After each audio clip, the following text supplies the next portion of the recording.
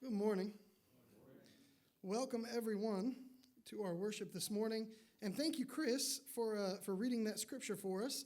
For those of you that don't know, that is Chris Savage. He is the father of Savannah and Avery.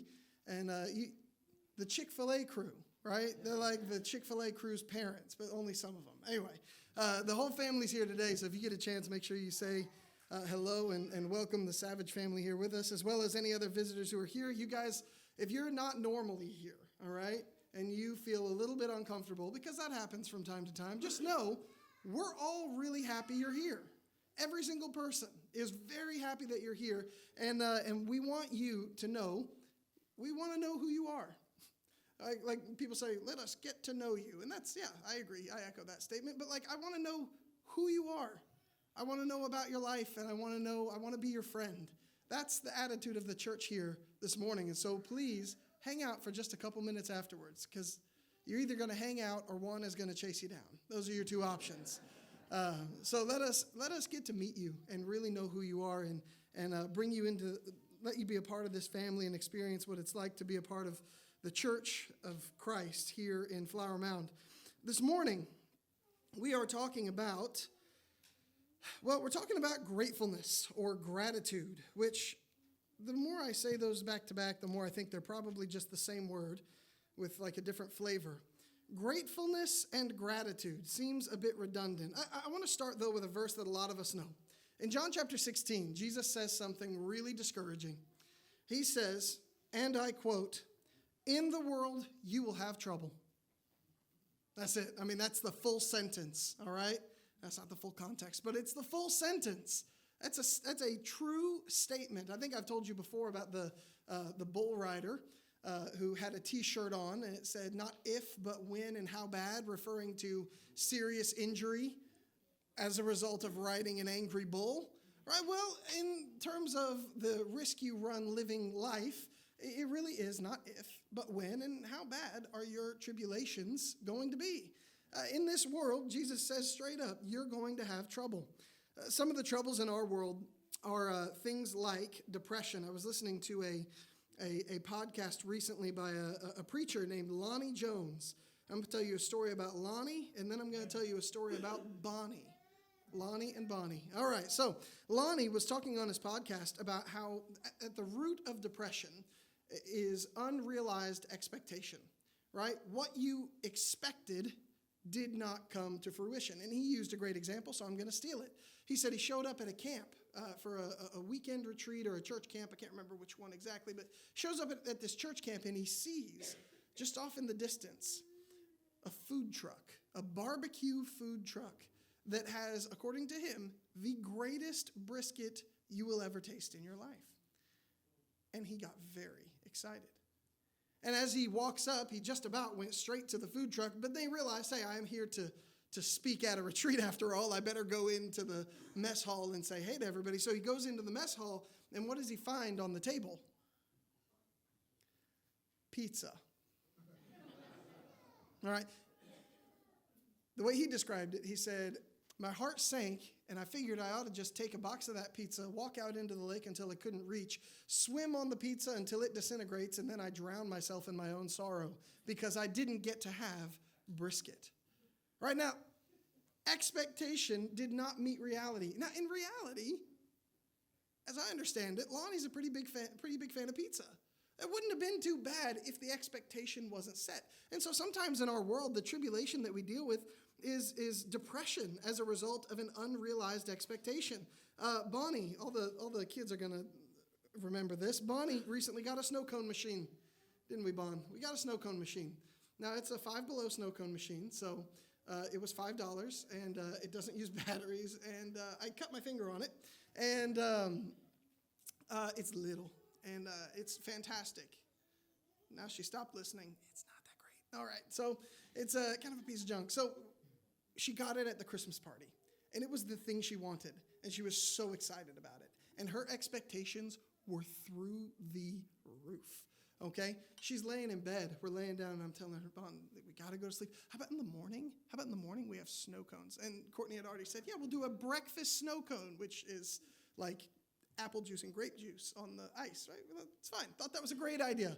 Unacceptable, because Bonnie has had a real snow cone, and she knows you don't use juice, you use syrup. And Nani has the syrups at her house. Dad, you need to go to Nani's house and get the syrups, all right?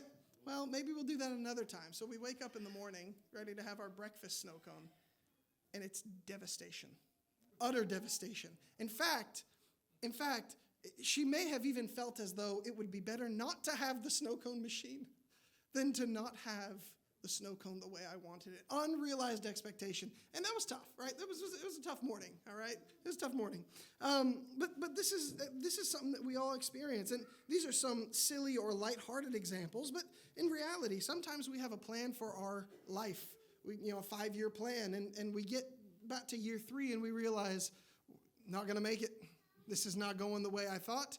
And while that might be funny to think about, it's not funny to live. It's not. Sometimes we have a plan for our marriage. It's going to look this way. We're never going to fight. Ever. And then we get 1 week in, and we've already broken our rule. Or maybe we get a couple years in, and we realize this is, for whatever reason, not going to be what I thought it was at all. Unrealized expectation is a tribulation in the world. Or maybe it's a plan for our life, and sickness is the thing that gets in the way. Some kind of sickness or devastating news, loss of a loved one. I mean, the list goes on and on and on. All of us have a tendency to make a plan, and when that plan is not realized, it hurts. It hurts. Whether it's something as simple as a snow cone or as difficult as the tragedy of death. When our expectations are not realized, it hurts. It leads to depression, or it can lead to sorrow in many cases. This world is, I like the word that Jesus uses in John 16 as well, because he talks about tribulation. Tribulation, that's not a consistent hurt, is it? When you think of tribulation, you don't think of something that is steady.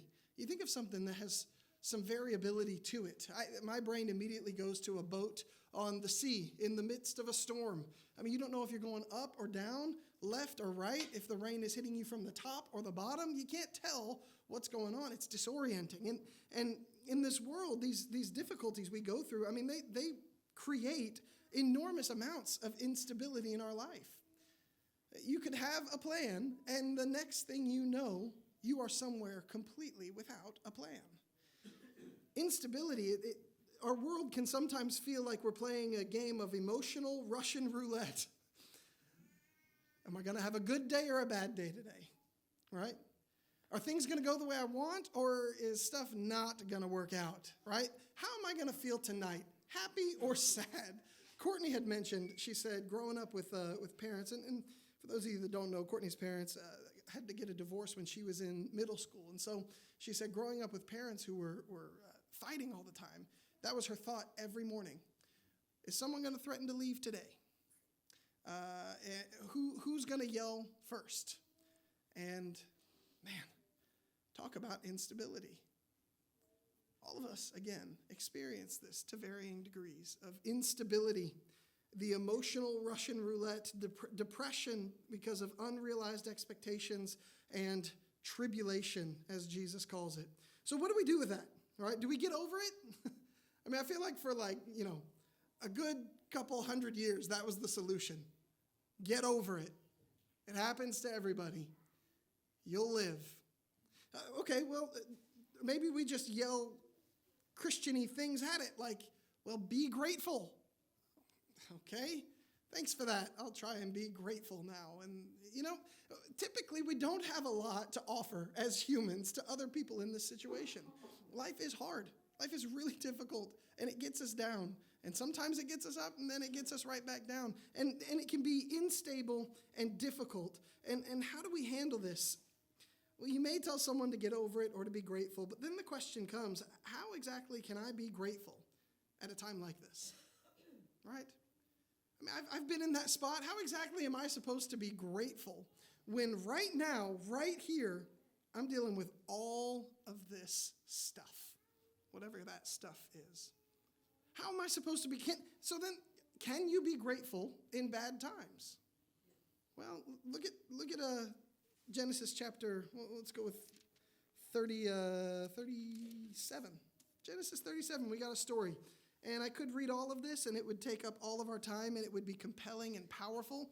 I'm going to skim it and encourage you to go read it on your own. The story of Joseph and his brothers is one of the most emotionally impactful stories to me in the Old Testament. When you start putting some human emotions and meat back into this story, it just pops off the page at you. Essentially, what we have in Genesis 37 is the youngest of 11 brothers is the favorite brother. And the older brothers know it, and they don't like it. They don't like it one bit. In fact, they feel like he's a bit of a brat. I don't know. I mean, all of us have had relationships with people we don't like. Some of us get to have relationships with siblings that we used to fight with and get along with now. Some of us still fight with them. I don't know what your sibling relationships are like, but I'm pretty sure if any of us have had siblings at one time or another, we thought that the younger one was annoying, right? Right. I'm not saying any names this morning about annoying younger siblings, but you understand exactly who Alexa I'm talking about. So, no, Alexa was amazing, and Jana, but, they're amazing now. I don't know. I was the problem. Genesis 37, Joseph is the annoying younger favorite child, and his older brothers couldn't stand him. In fact, they couldn't stand him to the point that they wanted to kill him. How many days did it take for them to get to that point? How many times did they think, well, let's just rough him up a bit, right? How many playful hazings did Joseph go through before his brothers decided murder? That's where we're headed next. What was the build up to this like? Was it possible that there was something going on in the field that they understood, and then as they all came back, Joseph came back with them, and they realized that, that joke we were making about you being dad's favorite was actually true, and rage just boiled over inside of them? We thought it was a joke, but now we know it's not. Is it possible that there was something going on where Joseph, in naivety, said it repeatedly, flaunted it? Have y'all seen my coat? Man, it's so much nicer than your coats. Look at what Dad did for me. Is it possible that in just a moment of rage, his brothers experienced this kind of hatred towards him? I don't know, but man, what gets you to the point of hating your brother so much that you want him dead? In a consensus, a near consensus, 9 out of 10 older brothers wanted him dead. One brother stepped in and said, hey, let's not kill him. That's probably a bad idea. I've got a better idea, though. Let's just throw him in a pit. That's a better idea.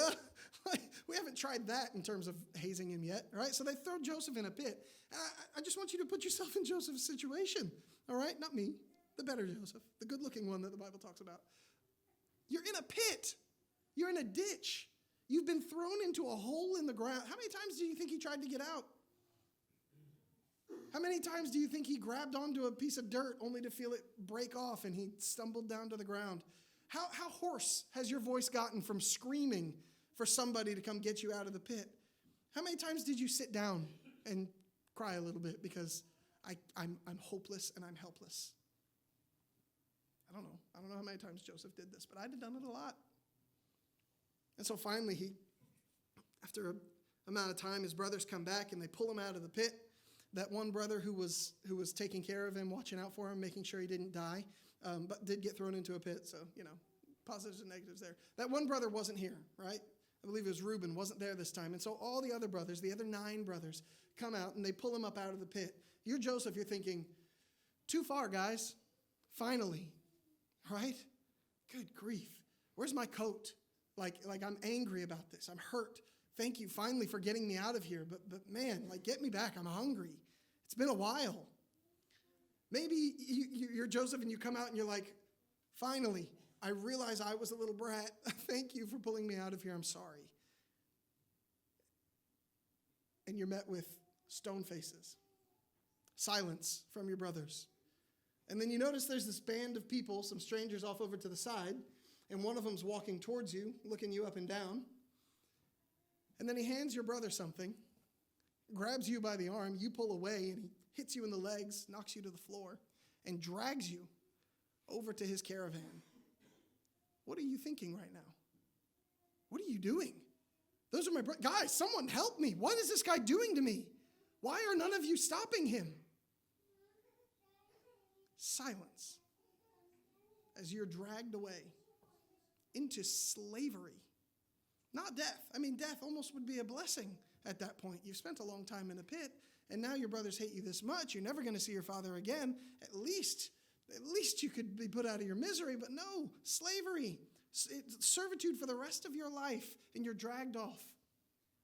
Well, that's it. That's all you hear from your brothers. The lasting image of you being dragged away into slavery is 9 of your brothers standing in silence, consenting, maybe even smiling a bit while it's happening. So you get dragged off into a foreign country. You're taken to this land called Egypt that you know of. Egypt was a world superpower, like the likes of which the world has probably not seen since. And you're dragged into this place and put up for auction, and someone buys you as a slave, and they take you into their home, and you meet this guy, and his name is Potiphar. He's an interesting guy. He seems like he's pretty well off, and you're taken into his home, and you're a slave for him with no end in sight. Well, you work. You put your head down and you work. Eventually, because you are such a good worker, Potiphar decides to put you in charge of his whole household. He even says things like, nothing that is mine is not yours. It is just my name that you can't have. You have control over every part of my estate. I trust you that much. Well, you've suddenly got a relationship with this guy. Things are kind of looking up, right? This is the story of Joseph. You've got the relationship with a very, very powerful person who says, what's mine is yours, basically, and you have charge over everything that I own. Okay, maybe it wasn't so bad getting sold into, it was so bad, but maybe it wasn't so bad getting sold like this. Till one day his wife starts looking at you. Similar to how those guys looked at you when you got dragged out of the pit. Like not exactly like a human, just like something to look at. And she starts making advances, sexual advances, and you have refuted several times. In fact, you haven't even given her the opportunity. You have been away from her enough that nothing has come of this at all, but it's dangerous, and you know it. And then one day, maybe she concocted this plan to have the house empty while you were here.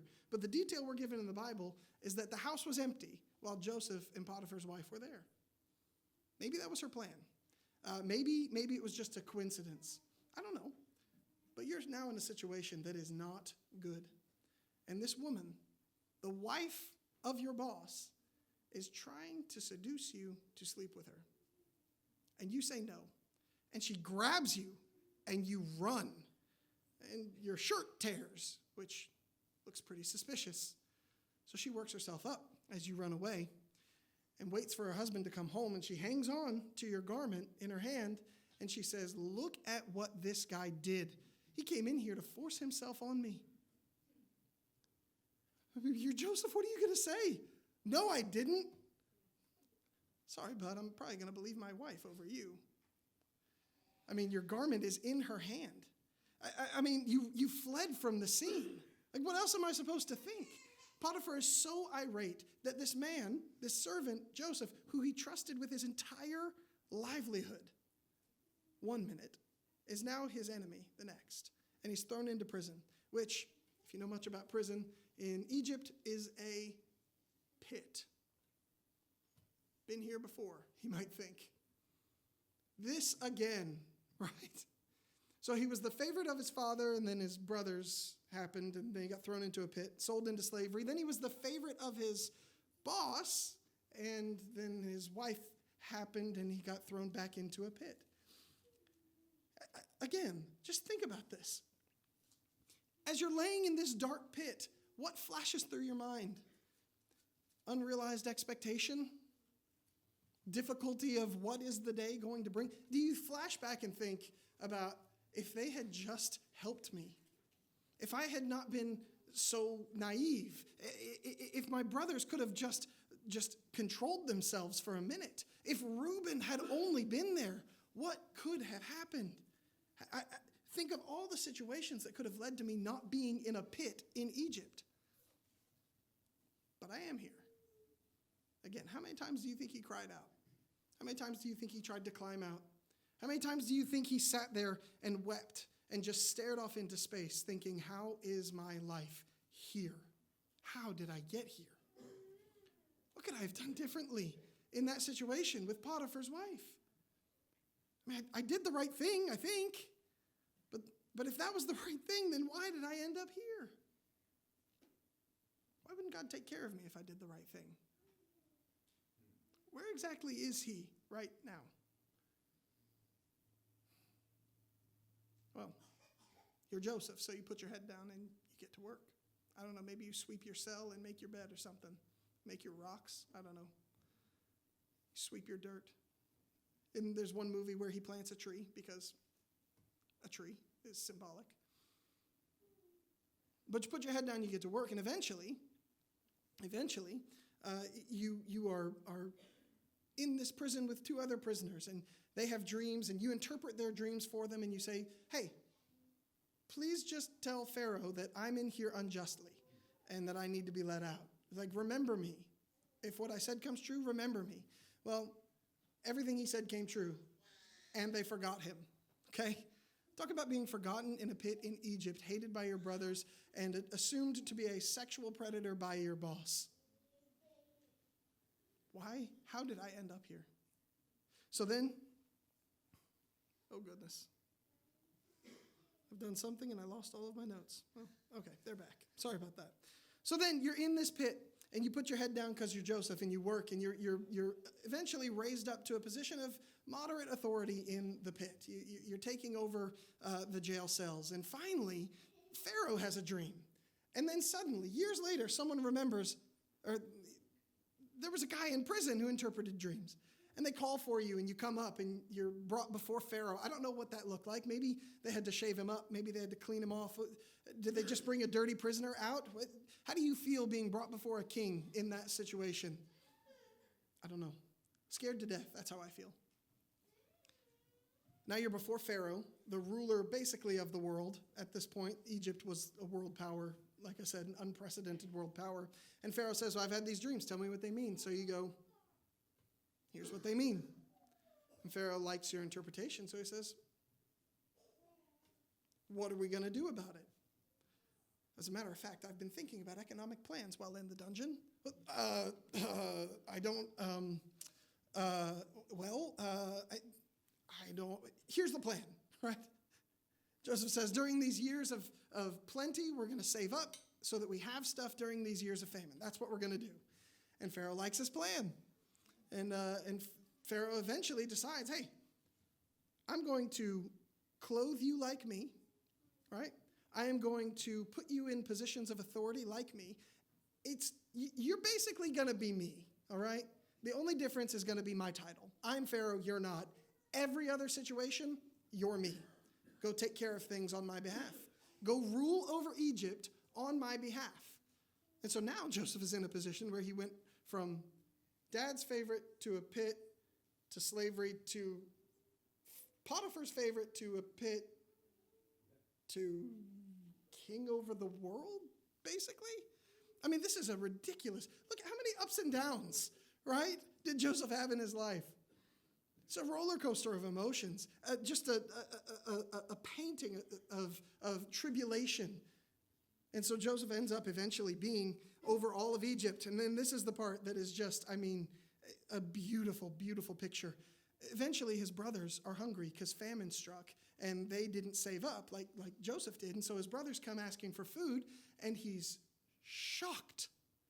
I never thought I'd see you. Last time I saw you, right? Last time I saw your faces, I was being dragged off into slavery and you were good with it. Now I have the ability to feed you or let you die. At no point does it seem Joseph is vindictive towards his brothers. Now, he does do some things, and if you go back and read this, like I said, you'll notice he puts them through some tests, all right? He tests his brothers, and he sets up the scenarios, and this is so cool. I think we've looked at it before some, but go do this on your own. Look at the scenario that led to Joseph being sold into slavery by his brothers, and then look at the tests that Joseph puts his brothers through. They match up perfectly. Like he makes one brother the favorite. There's this detail that when all the brothers are eating, he gives Benjamin, which is the youngest and favorite of the father, he gives him 5 times the portion size as the other brothers. And so he's like setting it up to where like, hey, he's the favorite. And then he puts a golden or a silver cup in the youngest's bag. He's like, you guys have every reason to hate him and leave him here in Egypt like you did to another brother before. Right? He's testing them. And at every turn in the second act, they pass these tests. Judah even goes as far as to say, I will put my life on the line for that younger brother. Did Judah do that last time? No. Judah was one of the 9 that was there when he was sold. Right? It's incredible. You got to go read it. It's incredible. Joseph is standing there and his brothers don't recognize him, and he chooses to feed them. And at this point, he reveals himself to his brothers after the tests. And he tells them the statement, Genesis chapter 50 and verse 20. He says, as for you, you meant evil against me, but God meant it for good, bringing it about that many people should be kept alive as they are today. What you guys tried to use for evil, God was able to use for good. Ask yourself, did he learn that lesson right then? Is that when he figured it out, when he saw his brothers? Probably not. Probably not. Was he able to see that lesson earlier? Maybe in some ways. Is the only way that Joseph learns this lesson by being sold into slavery and then rising to power in all of Egypt? No, this is a very dramatic example of this. I also want to know, do you think he felt overwhelmingly happy while all this was going down? Well, again, if you read the details of your text, you'll notice he wept multiple times during this encounter with his brothers. Multiple times he was weeping. Joseph was sad. But he was grateful. Can I be grateful in this situation? Yes, you can. Can I be sad and grateful at the same time? Yes, you can. Because gratefulness is not determined by your emotions. Your gratitude, your grateful attitude, which maybe that's where that word came from, gratitude, that's not determined by how you're feeling in the moment. You think, what does Joseph have to be sad about, right? The king over Egypt, right? He's in charge of everything he could ever want. He's got everything he wants at his disposal. What about the lost time with his father? What about the lost relationship with his brother and his brothers and his mother? His mom died while he was gone. What about that? He's never going to see his mom again. Yeah, he's got every reason to be sad, and yet he can still be sad and be grateful at the same time. Because what God meant for evil, or what you meant for evil, God used for good. So then, how about this? Let's flip it on its head. If you can be grateful in bad times, and you can be grateful and feel sad at the same time, then can you be ungrateful in good times? I don't. We have to look at the Bible. That's where all the answers are, right? Look at Luke 17. Luke 17, this is a much shorter story, so we will read it. Luke 17, you've got the account of Jesus healing 10 leopards. He turned them into lions because they're better. Just kidding. Lepers with leprosy, the skin disease. As you know, lepers at this time were highly contagious, and they were set apart in their own colony. Their life was their leprous colony, all right? They couldn't go home. They couldn't see their family. They couldn't have a job. They had to beg for food. Your life was essentially over if you developed leprosy during this time. You couldn't worship God. You couldn't be in the temple. There was nothing that you could do that represented anything of a normal life. Okay? And so these lepers, there's 10 of them. Luke chapter 17 and verse 11 says, on the way to Jerusalem, Jesus was passing along between Samaria and Galilee, and as he entered the village, he was met by 10 lepers who stood at a distance. Again, you couldn't even approach people if you were a leper. And they lifted up their voices, saying, Jesus, Master, have mercy on us. And when he saw them, he said to them, go and show yourselves to the priests. And as they went, they were cleansed. Now that's a fun detail. How far did they have to go before they were cleansed? I don't know, just as they went. Was it step one? Whoa. Was it a couple miles? I don't know. But as they went, at some point after that, they were cleansed. And they went and showed themselves to the priests so that they could be reintegrated into society. Now here's what this means. If you had leprosy and then it's gone, you get to go to the priest. The priest will look at you. You'll go through a ceremonial washing, cleansing. And then after that, you get to be normal. You get to live in town. You get to have the job that you had. You get to go live with your family. If you had a family before you got sick, you get to start a family. If you didn't get to have a family before you got sick, you get to see your mom and dad again for the first time since you were sick. You can worship God in the temple. You can take part in the festivals and the holidays and the feasts. You get to cook for yourself and other people. Food that isn't scraps. I mean, this is a life-changing thing that Jesus gave to these leprous men. He gave them healing. Verse 15, then one of them, when he saw that he was healed, turned back, praising God with a loud voice. And he fell on his face at Jesus' feet, giving him thanks. Now he was a Samaritan, and when Jesus answered, were not 10 cleansed? Where are the 9? Was no one found to return and give praise to God except for this foreigner? And he said to him, rise, go your way, your faith has made you well. 10 guys are healed, literally given their lives back. 9 of them don't even come back to say thank you. I'm going to speculate for a minute, okay? Why would 9 people who literally were given their lives back, why would they not be grateful? How could you not be grateful in a situation like that? I mean, you literally have everything now at your disposal when you had nothing before. And you're not going to turn around to be grateful? Let me throw this out there. Maybe one of these guys, maybe this would be understandable. Maybe one of these guys had a wife before he got sick. And after he got sick, she waited for him for a couple years.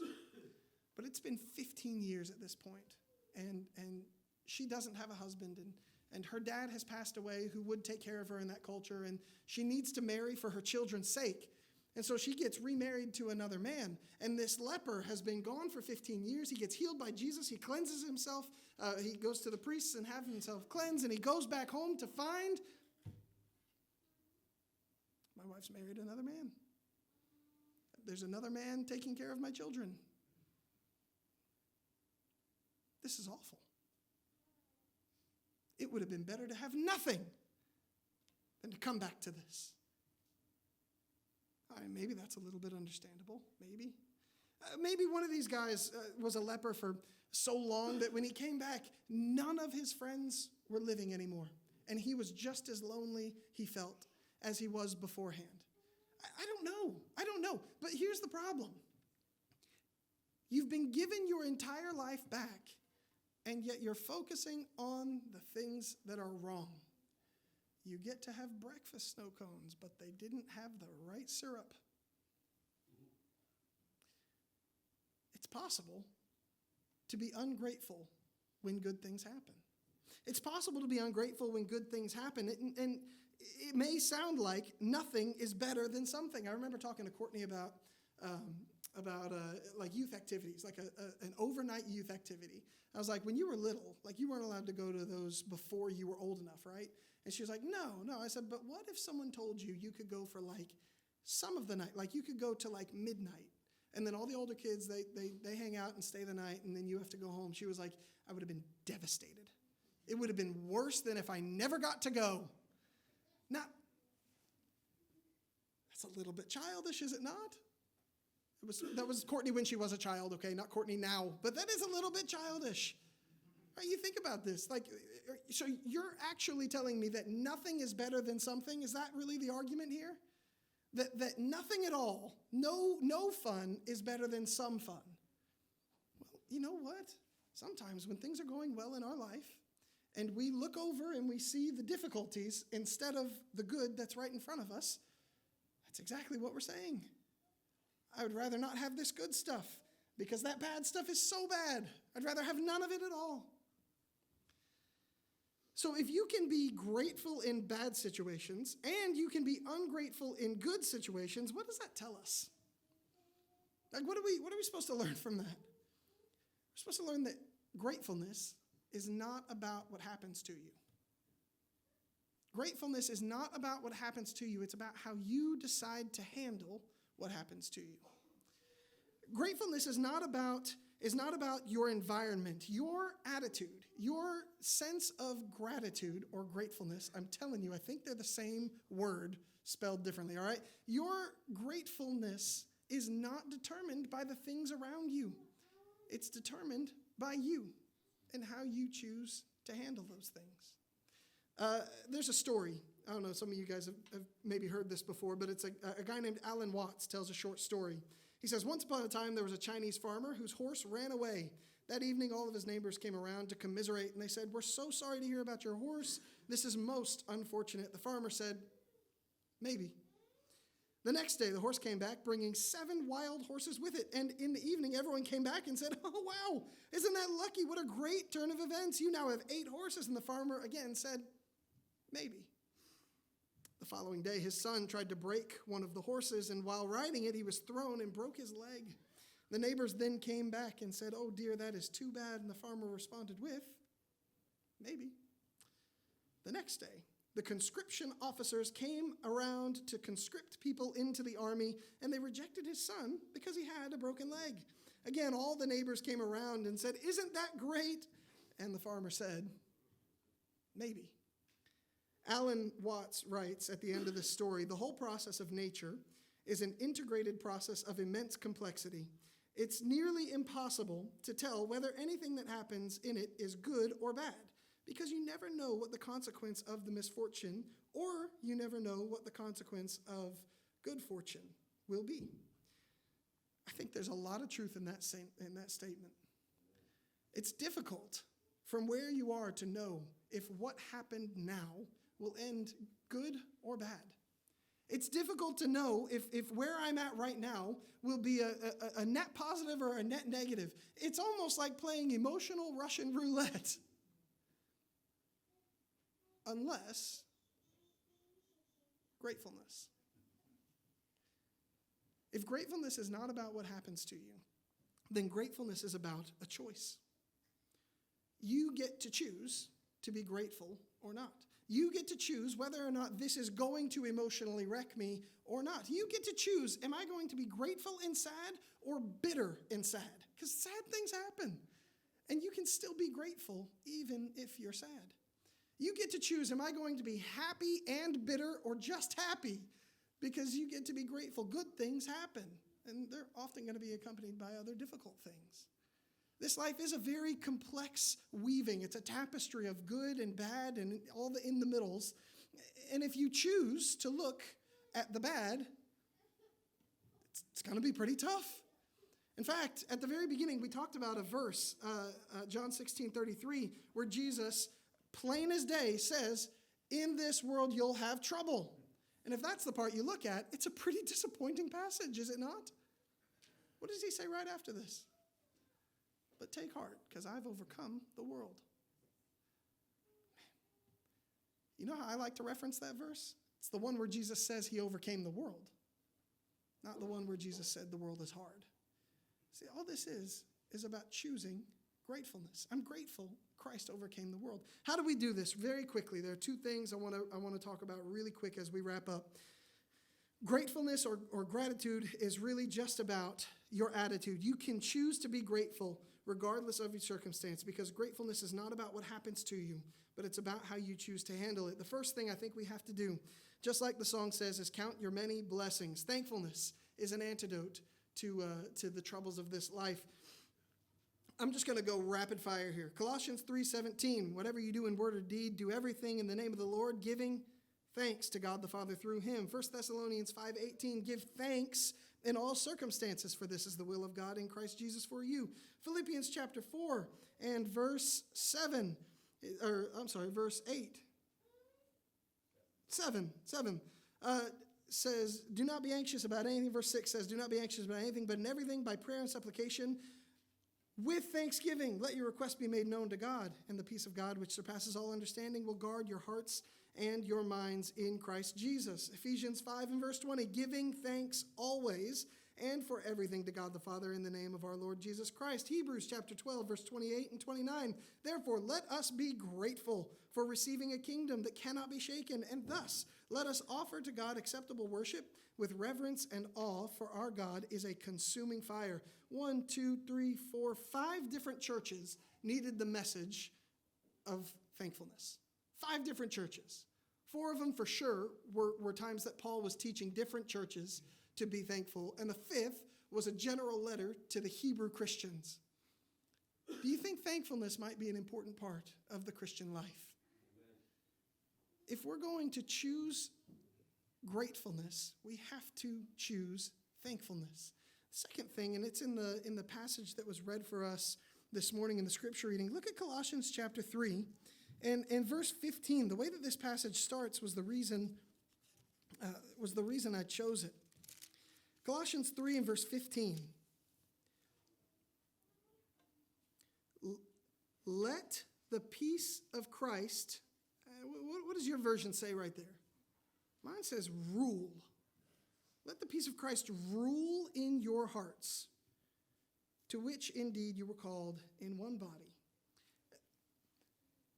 Let the peace of Christ rule in you. You know what that implies? You could not let it rule you. There is an implication in this statement right before Paul finishes up talking about thankfulness and singing, right? Right before that, he starts with, choose to let the peace of Christ rule in your life. It's a choice. That does not mean how you feel is a choice. That does not mean being grateful will suddenly make you not sad anymore. Sadness is a part of this thing, but being grateful and being thankful to God for the things in your life that are good, that's a choice. What are you looking at? Think about Peter when he stepped out of the boat, right? Not Peter who fell into the water, all right? He stepped out of the boat, and most of us wouldn't. Peter who stepped out of the boat, took a couple steps on water. He can claim the title as the only human, fully human only, who walked on water. What did he look at? Well, he started off looking right at Jesus. And then the winds and the waves, and it kind of got him off kilter, and so he started looking at those. And that's when he started sinking. What are you choosing to look at? When we choose gratefulness, we find healing from our hurting. And we find hope that not everything that is in our world is bad. If it's just those two things, gratefulness is an important part of the Christian life. This isn't just a formula where, like I said, you're just grateful and suddenly you're happy all the time. It's much more akin to a workout regimen where you don't really see the results every time you do it. Sometimes it hurts, sometimes it's hard, sometimes you want to do it, and sometimes you don't. But at the end of the day, if you choose gratefulness, you will receive the gifts that God has for you. Healing from your hurting, hope from your circumstance, because ultimately the source of this peace, the source of our gratefulness is Christ. To finish with the verse we started, John 16:33, I've said these things to you, that in me you may have peace. In the world you will have tribulation, but take heart, I have overcome the world. Which part of the verse are you looking at? Which part of your life are you focusing on? Are you living a life that is grateful in spite of the things going on around you? Or are you living a life dictated by the things going on around you? And lastly, is your salvation being dictated by you? Or is your salvation being dictated by the peace of God through Christ that you can have because of his sacrifice? One of those is going to end a whole lot better for you. I'll give you a hint. It's the Jesus one. So So if you need your soul to be saved, or if you need the prayers of the church, if you need to be more grateful, how crazy would it be if someone came forward and just said, I just want to say a prayer of thanksgiving this morning? Be a beautiful thing, wouldn't it? Whatever you have need of this morning, whether it's more gratitude, help from your brothers and sisters, whether it's help being grateful in your time of struggle, or ultimately, the ultimate invitation, if it is the saving blood of Jesus to wash away your sins, whatever you have need of this morning, you come while we stand and sing.